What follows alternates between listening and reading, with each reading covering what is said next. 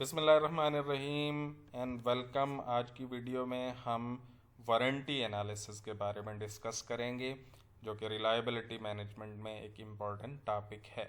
हम देखेंगे कि वारंटी एनालिसिस किस तरह से किया जाता है और इससे हमें क्या क्या इन्फॉर्मेशन हासिल होती है। लेकिन पहले हमें ये देखना चाहिए कि हम वारंटी एनालिसिस करते ही क्यों हैं। तो we need to be able to predict how many units will fail during a specified period of time so that we can budget costs and plan availability accordingly. दरअसल हम जब भी कोई प्रोडक्ट बनाते हैं तो ज़ाहिर है हमारी कोशिश ये होती है कि उस प्रोडक्ट की जो लाइफ है उसके दौरान वो फेल ना हो, लेकिन इसके बावजूद हम जानते हैं कि हमारी बेस्ट कोशिशों के बावजूद कुछ ना कुछ प्रोडक्ट्स फेल होंगे। मिसाल के तौर पर फ़र्ज़ कर लें कि हम ट्यूब लाइट्स बना रहे हैं या एनर्जी सेवर्स बना रहे हैं और हम कह रहे हैं उसकी वारंटी दे रहे हैं 1 साल की, कि 1 साल के दौरान ये फ़ेल नहीं होंगे, लेकिन हमें मालूम है कि फिर भी कुछ ना कुछ फ़ेल होंगे। तो हमें अगर ये मालूम हो कि पहले महीने में कितने फ़ेल हो सकते हैं, दूसरे में कितने फ़ेल हो सकते हैं, तीसरे में कितने फ़ेल हो सकते हैं, तो हम उसके मुताबिक अपनी कास्ट की बजटिंग कर सकते हैं, हम प्लानिंग कर सकते हैं, हम ये इंश्योर कर सकते हैं कि जब जब वो फेल होंगे तो रिप्लेसमेंट में जो हमने प्रोडक्ट्स देने हैं वो हमारे पास अवेलेबल हों। तो इस तरह की सारी बजटिंग और प्लानिंग के लिए वारंटी एनालिसिस बड़ा यूज़फुल होता है।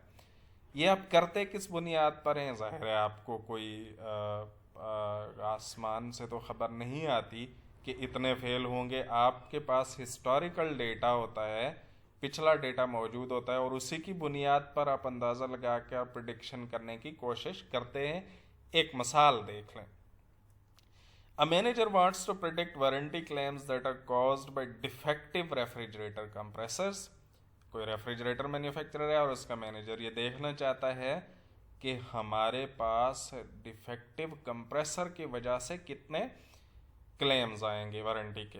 The manager collects and analyses monthly failure data for previous year. वो पिछले साल का जो डेटा है वो अपने पास कलेक्ट करता है और उसको एनालाइज करता है। इस मिसाल की हम तफसील देखेंगे और जिसमें हम देखेंगे कि जी किस तरह से उस डेटा को हम प्रोसेस कर सकते हैं और उससे हम अपनी हासिल कर सकते हैं।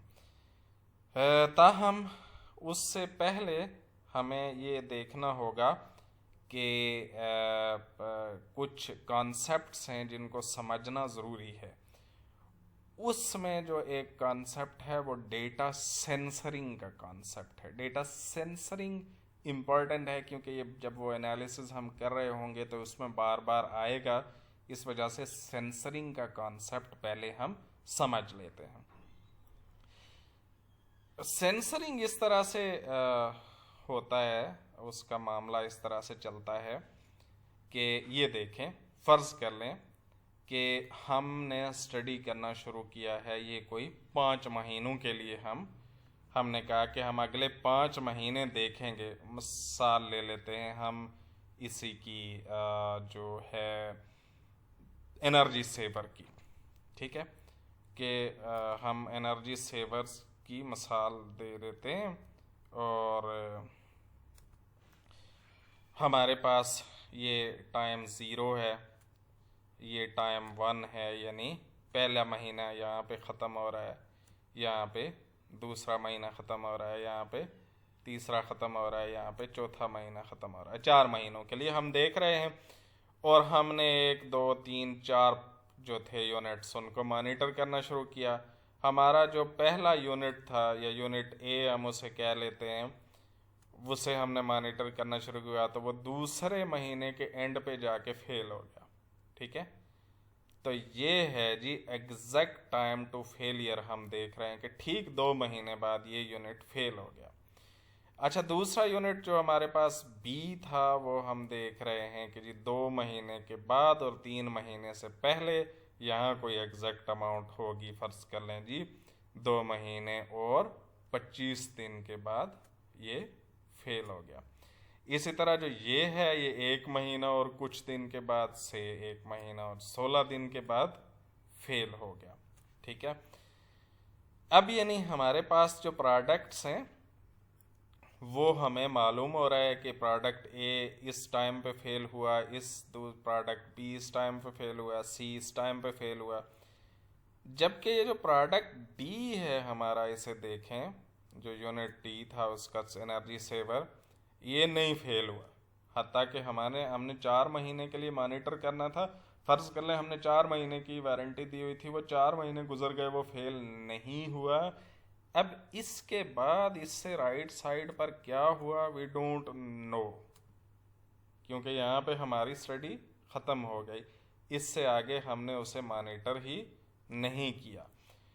तो ये राइट साइड के बाद यानी डेटा सेंसर हो गया, हमारे पास अवेलेबल नहीं है। इसके बाद हो सकता है ये जाके 6 महीने बाद फेल हुआ हो सकता है 8 महीने बाद फेल हुआ, हो सकता है 2 साल बाद फेल हुआ, हो सकता है 5 महीने 3 दिन बाद फेल हो गया, वी डोंट नो। तो ये डेटा चूंकि राइट साइड पे सेंसर हो गया है, इस वजह से हम इसको कह रहे हैं कि ये जो है ये हमारे पास राइट सेंसर्ड डेटा है। यानी ऐसा डेटा जिसमें से कुछ ऑब्जर्वेशंस ऐसी हैं जो स्टडी ख़त्म होने पर भी अभी ख़त्म नहीं हुई, फेल नहीं हुई, और राइट साइड पे क्या डेटा है वो हमें मालूम ही नहीं है।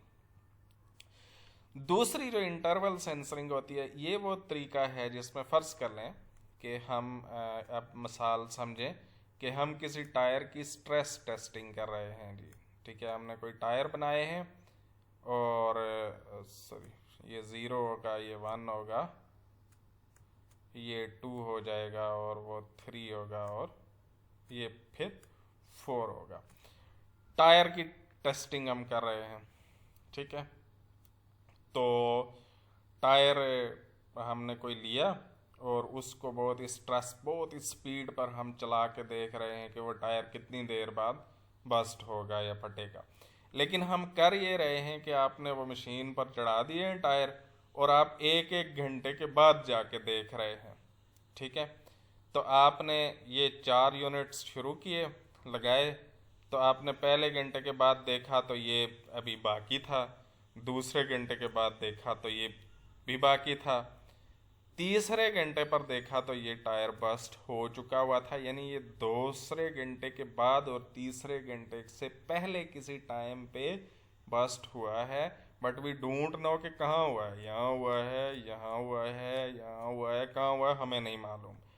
इसी तरह से ये देख लें कि ये भी दूसरे घंटे पर मौजूद था, तीसरे पर मौजूद नहीं है। ये पहले घंटे पर मौजूद था, दूसरे पर मौजूद नहीं है।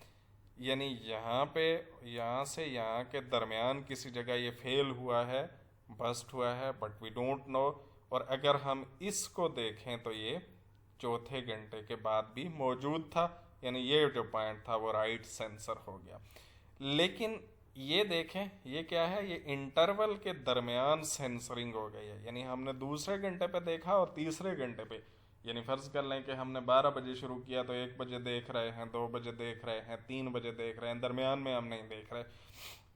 तो दरमियान में किसी टाइम कोई चीज़ फेल हो जाए तो हमें नहीं पता चलता कि वो एग्जैक्टली किस टाइम पे, हमें एग्जैक्ट टाइम ऑफ फेलियर मालूम नहीं है। ये जो है इस तरह की सिचुएशन, उसे हम कहते हैं इंटरवल सेंसरिंग। ठीक है, और फिर जो है उसके बाद एक लेफ्ट सेंसरिंग होती है।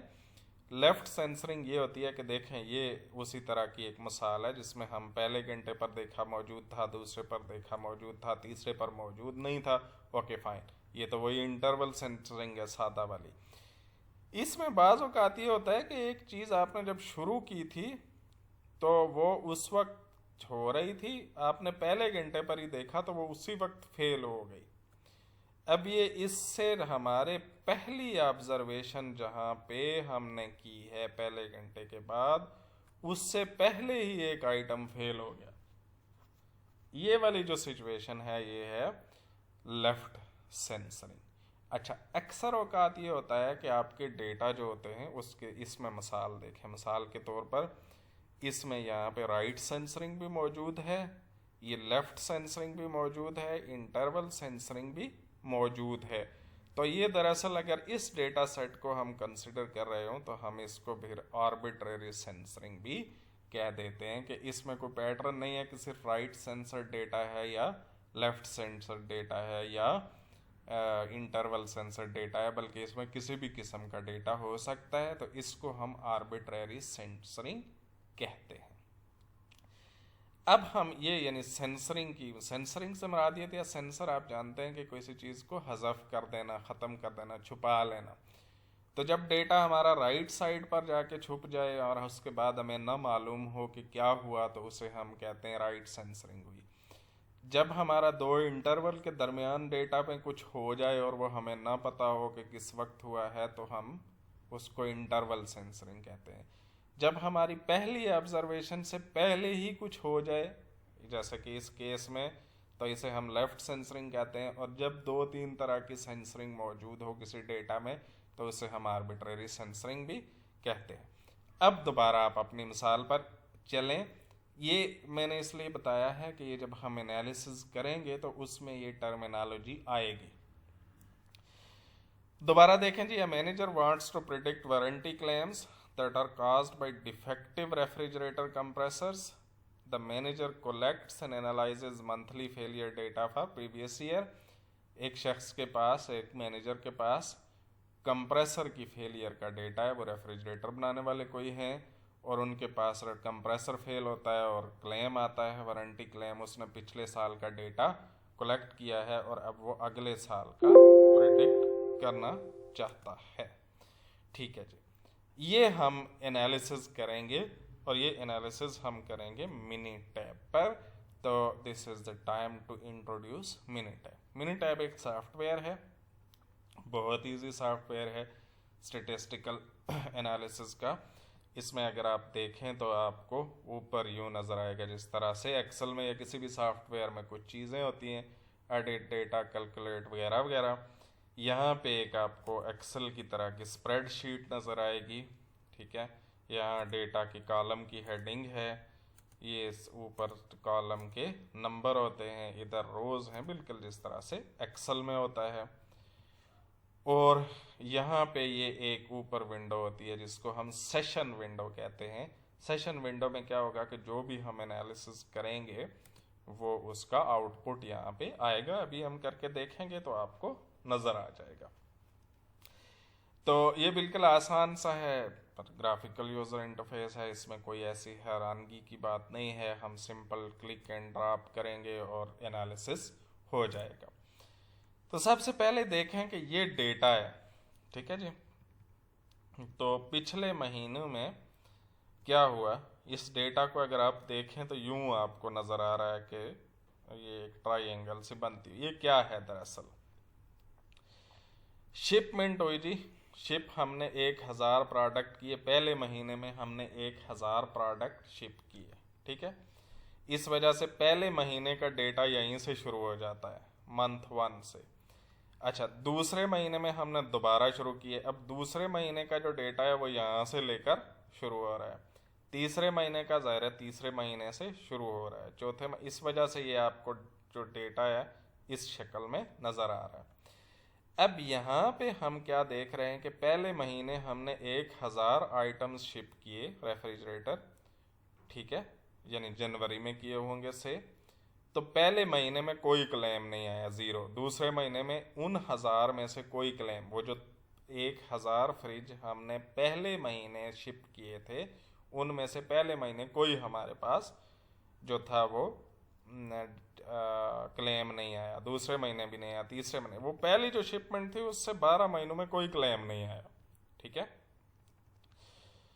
दूसरे महीने जो शिपमेंट की 1000 की, तो दूसरे महीने जो दरअसल इस शिपमेंट का पहला महीना था, लेकिन हमने जो डेटा कलेक्ट किया है उसका दूसरा महीना था। यानी फ़र्ज़ कर लें कि हमने जनवरी में 1000 किए हैं, अब फिर फरवरी में 1000 किए हैं। तो जनवरी में तो ज़ाहिर है फरवरी वाले का कोई डेटा नहीं था, क्योंकि ये हमने शिप ही फरवरी में किए हैं, तो उससे भी कोई नहीं है। अच्छा जी, अब ये देखें तीसरे महीने हमने किया, तो तीसरे महीने जो हमने 1000 किए तो उनका पहले महीने में कोई क्लेम नहीं आया, दूसरे में नहीं आया, तीसरे में यानी इस शिपमेंट के होने के बाद तीसरे महीने में, और दरअसल ओवरऑल हमारी ऑब्जर्वेशन के 5वें महीने में एक क्लेम आया, फिर अगले महीने 4 क्लेम आए, फिर 3 आए, फिर 1 आया, वगैरह वगैरह। इसी तरह से सारा डेटा लिखा हुआ है। तो अब आप यहाँ पे देख सकते हैं कि मसलन जो 1,000 जो 12वें महीने हमने डेटा 12वें महीने जो 1,000 शिपमेंट की, उसका हमारे पास 1 महीने का डेटा है। ज़ाहिर है 12वें महीने हमने सिर्फ 12 महीने का डेटा कलेक्ट किया, तो आखिरी महीने में जो हमने शिप किए उनके 1 ही महीने का डेटा है, जबकि जो पहले महीने हमने शिप किए थे उसमें से हमारे पास 12 महीनों की फेलियर का डेटा है। तो ये बेसिकली क्या है, इधर हम बता रहे हैं हमने महीने लिखे हुए हैं, इधर हमने लिखा हुआ है कि हर महीने हमने कितने आइटम शिप किए हैं, और यहाँ पे हमने लिखा हुआ है कि हर महीने हमारे पास इस शिपमेंट में से, ये जो शिपमेंट थी, कितने आइटम्स क्लेम होने के लिए आए। इसी तरह से मिसाल के तौर पर ये है, तो हम देखते हैं कि ये जो हमने चौथे महीने में 1,000 किए, तो उनमें से कितने क्लेम्स आए हैं किस किस महीने में, ये डेटा है हमारे पास। अनफॉर्चुनेटली मगर ये है कि इस शक्ल में हम इस डेटा से प्रिडिक्शन नहीं कर सकते, लिहाजा इस डेटा को सबसे पहले हमने एक ख़ास शक्ल में लेकर आना है। उसके लिए हम एक एनालिसिस करेंगे जिसको हम प्री एनालिसिस कहते हैं वारंटी का। वो आपको कहाँ मिलेगा, यहाँ आप जाएंगे स्टैट्स में, ठीक है, ये रिलायबिलिटी, यानी ये आपको ऊपर जो टैब नज़र आ रही है इसमें स्टैट्स, इसमें रिलायबिलिटी, इसमें वारंटी एनालिसिस और प्री प्रोसेस वारंटी डेटा। मैं दोबारा रिपीट कर देता हूँ, आप इसके जाएंगे मैंने टैब के स्टैट्स में क्लिक करेंगे, इसमें एक रिलायबिलिटी की टैब होगी, उसमें आप वारंटी एनालिसिस में जाएंगे और उसमें प्री प्रोसेस वारंटी डेटा, क्योंकि हम वारंटी एनालिसिस करने से पहले ये जो हमारे पास डेटा है, रॉ डेटा, इसको पहले प्री प्रोसेस करना पड़ेगा। ओके जी, ये हमारे पास डेटा फॉर्मेट ये है कि shipment values in a single column, जैसे कि आप देख सकते हैं कि जो शिप वैल्यूज़ थी वो सारी की सारी हमने पहले कॉलम में लिखी हुई है। शिपमेंट या सेल का कॉलम कौन सा है, तो ये जो शिप नाम का कॉलम है इसमें हमने डाला हुआ है। इसको आप डबल क्लिक करेंगे यहाँ से, या इसको यहाँ पे अगर ख़त्म कर दें तो इसके ऊपर, यानी ये वाला जो कॉलम है इसमें हमने शिपमेंट का डेटा डाला हुआ है कि हर महीने कितना शिप किया है। इसको करके आप सेलेक्ट करेंगे तो ये यहाँ पे चला जाएगा, ठीक है। उसके बाद जो है रिटर्न कॉलम्स कौन से हैं, यानी फेलियर के कॉलम्स कौन से हैं जिनमें ये डेटा लिखा हुआ है कि हर महीने कितनी फेलियर हुई है। तो उसके लिए हम ये सारे महीनों में ये जो कॉलम है ना, इसमें भी फेलियर का डेटा है, इसमें भी फेलियर का है, इसमें भी फेलियर, इन सब में फेलियर का डेटा है। तो हम ये सारे कॉलम सेलेक्ट करेंगे, ठीक है, ओके, और इसको हम कर देंगे सेलेक्ट। तो ये मंथ 1 से मंथ 12 तक ये कह रहा है कि आपके पास आ जाएगा। इसके बाद आप इसे करेंगे ओके, तो आप देखें कि उसके बाद मंथ 12 के बाद कुछ नई चीज़ें आ गई हैं। मंथ 12 के बाद कुछ 3 नए कॉलम आ गए हैं, एक स्टार्ट टाइम है, एक एंड टाइम है और एक फ्रीक्वेंसीज वाला कॉलम। ये नए कॉलम हैं जो इसने खुद बनाए हैं। ये क्या हैं, start time, and time, start time 0, and time 1, यानी पहला महीना, यानी एक शिपमेंट जाने के बाद पहले महीने में आगे फ्रीक्वेंसीज लिखी हुई हैं कितनी हुई हैं। यानी अब ये देखें यहाँ 7 लिखा हुआ है, ये मैं आपको पीछे से दिखा देता हूँ, ये वाकई 7 ही है। मिसाल के तौर पर पहले महीने में जो हमने 1,000 शिप किया था, तो 1,000 शिपमेंट होने के बाद पहले महीने में कितने क्लेम आए, 0। इसी तरह से दूसरी शिपमेंट जब हमने की तो पहले महीने में कितने आए, 0। तीसरी शिपमेंट में जब हमने किया तो पहले महीने में, यानी यहाँ पे हमने किया मंथ 3 में किया शिपमेंट, और मंथ 3 में ही कितने क्लेम आए, 0। यानी पहले महीने में कोई क्लेम नहीं आया। चौथी शिपमेंट में पहले महीने में एक क्लेम आ गया, ठीक है। पांचवी में फिर कोई नहीं आया पहले महीने में। छठी में 2 आए, 2 और 1 कितने हो गए? 3। अच्छा, चौथी शिपमेंट में कितने आए? 1 और आ गया, 4 हो गए। पांचवी शिपमेंट में फिर कोई नहीं आया, छठी में कोई नहीं आया, सातवीं में कोई नहीं आया, आठवीं में कितना आया? 1। तो अब कितने हो गए जी? 5 हो गए, ठीक है। आठवीं में कितना आया? आठवीं में कितना आया जी? 12वें महीने में 2। तो अब कितने हो गए हमारे पास? टोटल 5 और 2 7। तो अब आप ये देख लें कि शिपमेंट होने के बाद पहले महीने में जो फेलियर हो हैं वो 7, यानी पिछले 12 महीने के दौरान जब हमने शिपमेंट की तो शिपमेंट होने के बाद पहले महीने में हमारे पास ओवरऑल 7 क्लेम आए, यानी शिपमेंट होने के बाद पहले महीने में 7 क्लेम। इसी तरह यानी पहले महीने से लेकर दूसरे महीने में कितने क्लेम आए वो भी लिखे हुए हैं, फिर इसी तरह पूरा डेटा लिखा हुआ है, ये सारे का सारा हमारे पास मौजूद है। अब हम इसका एनालिसिस कर सकते हैं, लेकिन एनालिसिस करने से पहले यानी हम प्रिडिक्शन कर सकते हैं, लेकिन उससे पहले हमें एक और चीज़ देखनी पड़ेगी। हमें ये पता चलना मालूम करना पड़ेगा कि ये जो डेटा है ये कौन सी डिस्ट्रीब्यूशन को फॉलो कर रहा है, क्योंकि ये भी हमें अभी मालूम नहीं है और ये एक इम्पॉर्टेंट चीज़ है। हम डिस्ट्रीब्यूशन की बहस में नहीं जाते, वो क्या चीज़ होती है हमें सिर्फ मालूम होना चाहिए कि वो कैसे करनी है। स्टैट में जाएंगे, हम रिलायबिलिटी में जाएंगे और हमारे पास ये है जी डिस्ट्रीब्यूशन एनालिसिस, आर्बिट्रेरी सेंसरिंग, क्योंकि ये जो इसने इसको शक्ल दी है डेटा को, ये आर्बिट्रेरी सेंसरिंग की शक्ल इसने दी है। इसमें राइट लेफ्ट इंटरवल सब कुछ ही या कुछ ना कुछ मौजूद है, ठीक है। तो इसको हम आर्बिट्रेरी सेंसरिंग वाले पर एनालिसिस करेंगे। रिलायबिलिटी हो गई जी, हम डिस्ट्रीब्यूशन एनालिसिस, आर्बिट्रेरी सेंसरिंग और इसमें डिस्ट्रीब्यूशन आईडी प्लॉट। मैं दोबारा रिपीट करता हूँ, रिलायबिलिटी एनालिसिस में डिस्ट्रीब्यूशन एनालिसिस, आर्बिट्रेरी सेंसरिंग और डिस्ट्रीब्यूशन आईडी प्लॉट, ये वाला आप सेलेक्ट करेंगे। यहाँ पे ये देखें, ये पूछ रहा है स्टार्ट वैल्यूज़ कहाँ दी हुई है, स्टार्ट टाइम वाले कॉलम में दी हुई है स्टार्ट वैल्यूज़। ये देखें जी, स्टार्ट टाइम वाले वैल्यू में स्टार्ट वैल्यूज़ दी हुई है। एंड वेरिएबल कहाँ पे दिया हुआ है जी? एंड टाइम वाले में दिया हुआ है। फ्रीक्वेंसीज कहाँ पे हैं? फ्रीक्वेंसीज जो हैं वो आप यहाँ से करेंगे। ओके, यहाँ पे आप इसको स्पेसिफाई को क्लिक करेंगे और इंश्योर करेंगे कि ये वेबल, लॉग, नॉर्मल, एक्सपोनेंशियल, नॉर्मल सारी की सारी सेलेक्टेड हों। उसके बाद आप ऑप्शंस में जाएंगे और बल्कि ऑप्शंस को रहने दें, कोई ज़रूरत नहीं इसको करने की। ये आपने किया और इसको आप कर दें ओके। अब ये देखें, ओके करने के बाद ना आपने ये देखना है कि ये इसको बड़ा करके आप यहाँ से बड़ा छोटा कर सकते हैं। ये किया, इसको हम बड़ा करके देख लेते हैं। ये देखें, वेबल, नॉर्मल और एक्सपोनेंशियल और स्टार्ट टाइम यहाँ पे आपको नज़र आ रहा है।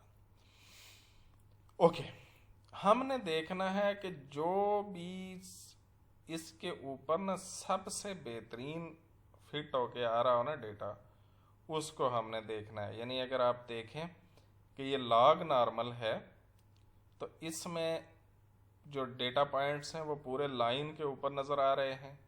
इसी तरह वेबल में भी लाइन के ऊपर ही नज़र आ रहे हैं। ये थोड़ा सा टेढ़ा मेढ़ा नज़र आ रहा है, इसमें लाइन से दूर नज़र आ रहे हैं। इन दोनों को हम आउट कर सकते हैं। अब इन दोनों के दरमियान मुकाबला है कि ये कौन सी डिस्ट्रीब्यूशन ज़्यादा बेहतर फॉलो हो रही है। इसके लिए आप एक काम और कर सकते हैं कि अगर आप इसको दाएं बाएं करके देखें तो यहाँ पे आपको नज़र आएगा कि ये यहाँ पे कुछ आपको और आउटपुट भी नज़र आएंगे। एक गुडनेस ऑफ फिट है जिसमें वेबल, लॉग नॉर्मल और एक यहाँ पे कुछ परसेंटाइल वैल्यूज़ दी हुई है। तो अगर आप देखें तो वेबल की फर्स्ट परसेंटाइल पे आपको 10.48 नज़र आ रहा है, ये 10.62 है, 11 ये 10.06 नज़र आ रहा है नॉर्मल। तो अब चूंकि हमें लग ये रहा है कि ये लॉग नॉर्मल और वेबल दोनों ही फिट हो रहे हैं, इनमें से जिसकी वैल्यू ये वाली परसेंटाइल वाली कम होगी ना, उसको हम सेलेक्ट करेंगे, उसको हम क्या करेंगे, सेलेक्ट करेंगे। ये आपने याद रखना है कि अब ये देखें इसमें 10 पॉइंट ये सबसे कम नज़र आ रहा है, ये वैसे तो ये सबसे कम है नॉर्मल, लेकिन नॉर्मल वाला हमें नज़र आ रहा है कि वो फिट ही नहीं हो रहा है, लिहाजा वो मुकाबला किस में है, वेबल और लॉग नॉर्मल में।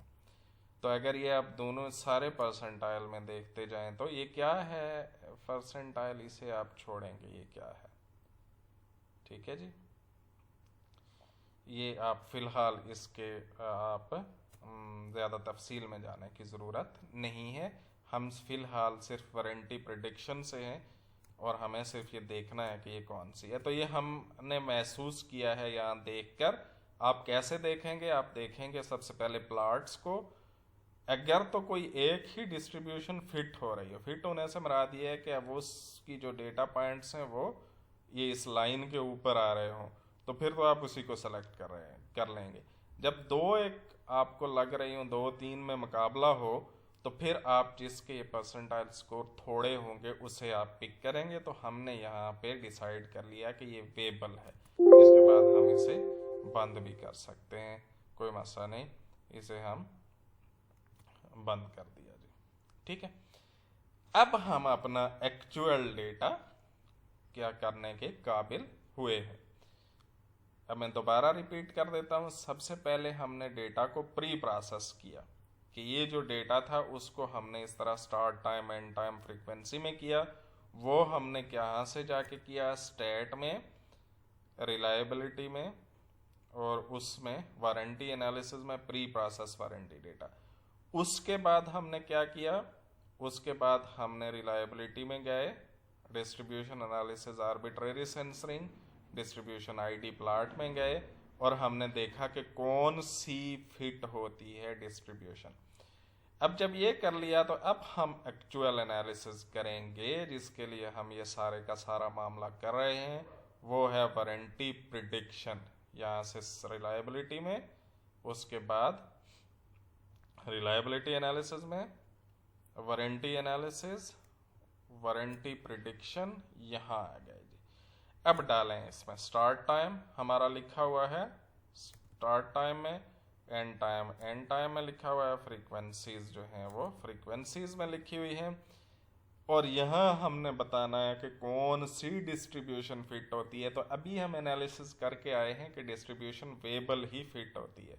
वैसे ये 11 डिस्ट्रीब्यूशन होती हैं, आप कोई भी लग कर सकते हैं जो फिट होती हो, लेकिन हम चूंकि एनालिसिस करके आए हैं इस वजह से हमें मालूम है कि ये जो वेबल ही इस पर फिट होती है। हम जाएंगे प्रिडिक्शन में, ठीक है, और यहाँ पे हम जाएंगे production quantity for each time period. हम पता है कि हम हर महीने हज़ार कर रहे हैं, तो यहाँ पे हमने उसको 1000 डाल देना है। अगर आपके पास प्रोडक्शन क्वांटिटी आपने अगले 12 महीने में 500 करनी है तो यहाँ 500 डालें, 200 करनी है तो 200 डालें, लेकिन हम फिलहाल 1000 ही हर महीने शिप कर रहे हैं तो हम 1000 ही डाल देंगे।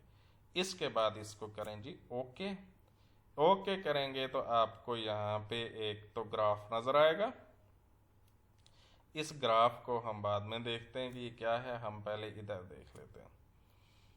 यहाँ पर आपको पता चलेगा, ये देखें, पोटेंशियल नंबर ऑफ फेलियर्स 12,931 अगर हों तो उनमें से प्रेडिक्टेड नंबर ऑफ फेलियर्स 13, ठीक है जी, 4, 5,